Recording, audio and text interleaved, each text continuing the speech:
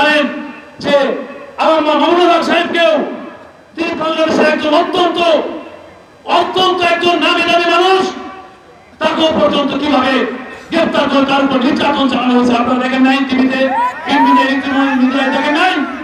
তাকে কিভাবে সে হাঁটতে পারছে না, পুলিশ ধরে নিয়ে যাচ্ছে, কিভাবে তার উপর নির্যাতন করেছিল। আজকে আপনারা জানেন যে আমির হামজা সাহেব উনিও সারা বাংলাদেশে সুন্দর করে বয়ান করেন, ইসলামের কথা বলেন, নবী রাসূলের কথা বলেন, তাকেও কিন্তু নির্যাতন করা হয়নি, গ্রেফতার করা হয় নাই।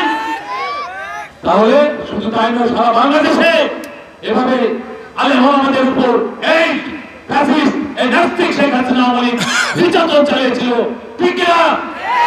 সেই শেখ হাসিনা, নাস্তিক শেখ হাসিনার বিরুদ্ধে আমরাই সারা বাংলাদেশে আমরা কিন্তু আন্দোলন সংগ্রাম করে তুলেছি। 17 বছর আমরা আন্দোলন করেছি, যে জুলুম, নির্যাতন, হত্যা, গুপ্ত হত্যা, অপহরণ, আমরা বারবার জেলে গিয়েছি, রিমান্ডে থেকেছি। ডক্টর ইউনূস অনেক ভাই খুন হয়েছে, জানেন না? খুন হয়েছে, অপহরণ হয়েছে, মামলা এখানে যারা আছে অনেকের নামে মামলা হয়েছে। আমরা কিন্তু সবাই মিলে আপনাদেরকে নিয়ে আজকে এই ফ্যাসিস্ট সরকার, এই যে আল্লাহকে বিশ্বাস করে না, নাস্তিক, তার পরিণতি আজকে এভাবেই বলছে। আল্লাহ কিন্তু ছাড় দেন, কিন্তু ছেড়ে দেয় না। তার এই হিসাব, এই শেখ হাসিনাকে দেশ থেকে পালিয়ে যেতে হয়েছে। বিগত দিনে কোন সরকার দেশ থেকে পালিয়ে যায় নাই, শেখ হাসিনাকে কিন্তু পালিয়ে যেতে হয়েছে। তাই আমরা আগামী দিনে কোন আওয়ামী লীগকে বাংলাদেশে স্থান দিব না, শেখ হাসিনা এবং তার দোষরদেরকে বাংলাদেশে কোন স্থান দিব না। এরা ইসলামের শত্রু, দেশের শত্রু। তাই আপনারা সবাই ভালো থাকবেন, সুস্থ থাকবেন। আমাদের কথা বলার কারণে যদি আপনারা কষ্ট বোধ করেন, মনে কষ্ট নেন, তাহলে আমাদের সবাইকে খোলা সময় সুন্দর দৃষ্টিতে দেখবেন। আর আপনারা মন খারাপ করবেন না, প্লিজ আমাদের জন্য দোয়া করবেন। আমরা দোয়া করি আপনারা সুস্থ থাকবেন, ভালো থাকবেন এবং আগামী দিনে আরো সুন্দর পরিবেশের মধ্যে দিয়ে আরো বড় করে এই মাঠে মাহফিল হবে ইনশাআল্লাহ। আমরা সার্বিকভাবে যদি আল্লাহ বেঁচে রাখে সার্বিকভাবে সহযোগিতা করবো। সবাইকে ধন্যবাদ। আসসালামু আলাইকুম ওয়া রাহমাতুল্লাহ। ওয়ালাইকুম আসসালাম। মামুন ভাইকে আমরা ধন্যবাদ জানাই। মামুনুর রহমান রিপন ভাই উনি চমৎকার কথা বলেছেন। আসলে আজ থেকে 15-16 বছর আগে এরকম পোস্টারে যদি খালি বিএনপি জামাতের নাম দেখত, এটা ঠেকানোর জন্য 3 গাড়ি পুলিশ আসতো। কথা বল, এই যে পাশাপাশি যে বসে থাকবো এই সুযোগ কি ছিল? এই দিন কে দিয়েছে? আলহামদুলিল্লাহ। এজন্য আগামীতে যারা নেতৃত্ব দেবেন রিপন ভাইয়ের মতো যারা, আমরা বলবো একটু জনগণের বিবেকটা বুঝে কাজ করতে হবে এবং সমালোচনা সহ্য করার মতো ক্ষমতা থাকা লাগবে। নেতা হলে সব ধরনের পরিস্থিতির সম্মুখীন দিয়ে যেতে হবে, জনগণের প্রতি রাগ থাকা যাবেন। কথা কি বুঝতে পারতেছেন? যারা ছিল, যে নেত্রীর কথা বললেন, আমি একটু পরে বলবো নি, উনি তো মূলত ছিল ভারতের কর্মচারী। ভারত যেভাবে নাচাইতো উনি ওইভাবে নাচতেন। কথা কি বুঝতে পারতেছেন? আজ থেকে কয়েক মাস আগে আমরা যখন কোরআনের মাহফিলে কথা বলার জন্য যাইতাম, যেখানে আমাদের বসার ব্যবস্থা থাকতো, খাবারের আয়োজন থাকতো, এখানে কিছু বুদ্ধিজীবীদের আগমন ঘটতো। এরা দিত আমাদেরকে প্রথম সবক, হুজুর এটা বলা যাবে না, ওইটা বলা যাবে না, এইটা বলবেন, ওইটা বলবেন না। কথা বলেন না কেন? এরপরে যখন মঞ্চে চলে আসতাম, আবারও দ্বিতীয় দফায় কিছু বুদ্ধিজীবীদের আগমন ঘটতো। এরা দিত দ্বিতীয় সবক, হুজুর এলাকায় মোটামুটি আমরাই সব, আমরাই ওয়াজ্জা করবেন, খবরদার নেত্রীর বিরুদ্ধে যেন কোনো কথা না হয়। এখনকার এই বুদ্ধিজীবীরা আছে ভাই, টর্চ লাইট মেরে চেহারা খুঁজে পাওয়া যাচ্ছে না। কথা বলে ঠিক কিনা? এই জন্য জুলুম কখনো চিরস্থায়ী হতে পারে।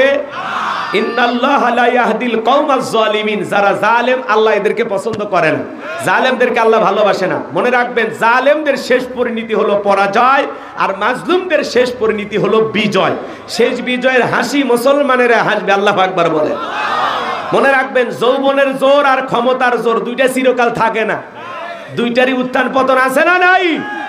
এজন্য যারা জুলুম করেছিল আজকে তারা পরাজিত, কিন্তু আমরা যারা মাজলুম ছিলাম আল্লাহ আমাদের উপরে সাহায্য নাজিল করেছে। কিন্তু আমরা যেন আবার জালেম না হই। কথা কয় না কেন? আমরা যেন কারো প্রতি জুলুম না করি।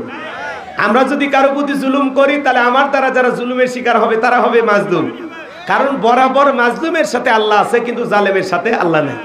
তাহলে আমরা মাজলুম ছিলাম, আল্লাহ সাহায্য পেয়েছি, কিন্তু আমার দ্বারা কোনো ভাই যেন মাজলুম না হয়।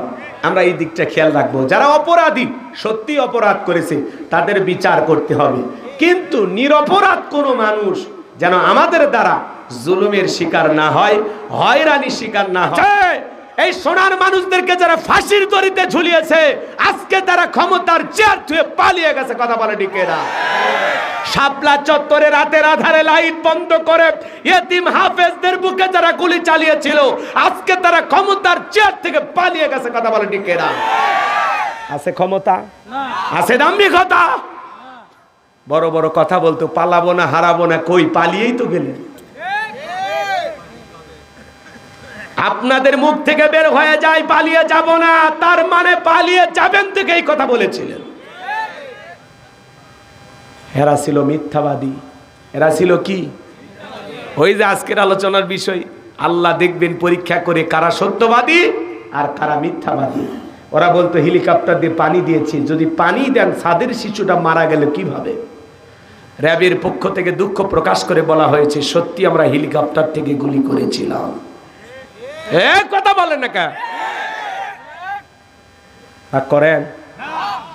মানুষ যে এত মিথ্যা কথা বলে, ওনাদেরকে না দেখলে আমরা বুঝতে পারতাম না।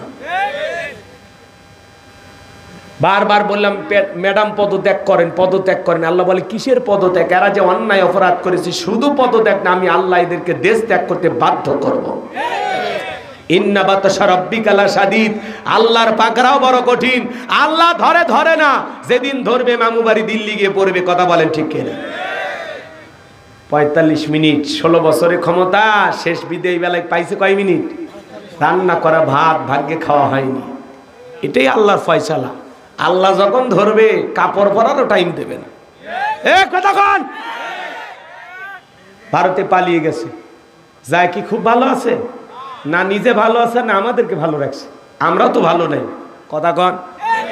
উনি যদি পদত্যাগ করে জেলেও যাইতো, ওনার নেতা কর্মী ভালো থাকতো। কয়েকদিন পর পরই রাজপথে মিছিল দিচ্ছে। এই যে আমাদের 21শে ফেব্রুয়ারি কি গেল? কথা কয় না। ভাষা দিবস পালন করেনি আপনারা? আন্তর্জাতিক মাতৃভাষা দিবস গেল না আজকে?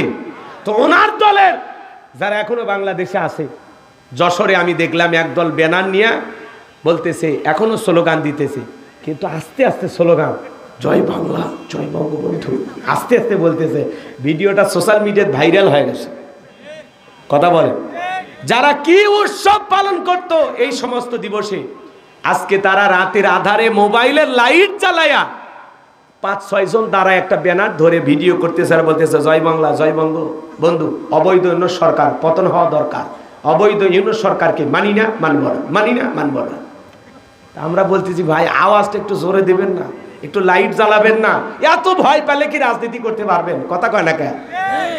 এই নিষিদ্ধ সংগঠনের ভাইয়েরা আমার, তারা যশোরে একটি শহীদ মিনারের পাশে দাঁড়িয়ে ওরা স্লোগান দিচ্ছে, রাতের আধারে ব্যানার ধরে বলতেছে জয় বাংলা, জয় বঙ্গবন্ধু। রাতের আধারে চিন্তা করেন সমাজে গেছে কোথায়? হ্যাঁ, এক সময় যাদেরকে নিষিদ্ধ করা হতো, মসজিদে বসে 5-7 জনে বৈঠক করতো, সেখান থেকে ধরে নিয়ে যায়, বলতো জিহাদি বই সহ জঙ্গি গ্রেপ্তার। কথা বলেন। আজকে কই গেল তাদের বাহাদুরি? কই গেল অহংকার? সব চুরমার করে দিয়েছেন তিনি কে? জোরে বলেন কে?